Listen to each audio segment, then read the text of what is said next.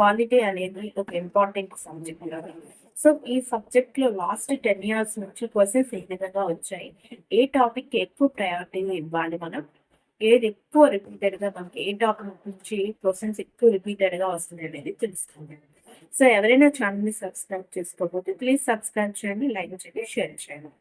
Polity మనకి UPSC prelims లో మనకి పాలిటీ అనేది ఎవ్రీ ఇయర్ పాలిటీ నుంచి ఒక 25 క్వశ్చన్స్ వరకు మనకి రావడం జరుగుతుంది. సో ఏంటంటే మనం మార్క్స్ ఎక్కువ స్కోర్ చేయడానికి పాలిటీ అనేది మనకి ఒక ఆయుధం, వజ్రాయుధం లాంటిది మనం చెప్పుకోవచ్చు. సో పాలిటీ చదివేటప్పుడు మనకి పాలిటీ యొక్క స్టాండర్డ్ బుక్ ఏంటంటే లక్ష్మీకాంత్ చెప్తారు చదువుతాం కదా. సో అది ఒక 600 to 800 pages ఇంత బల్కీగా ఉంటుంది ఆ బుక్.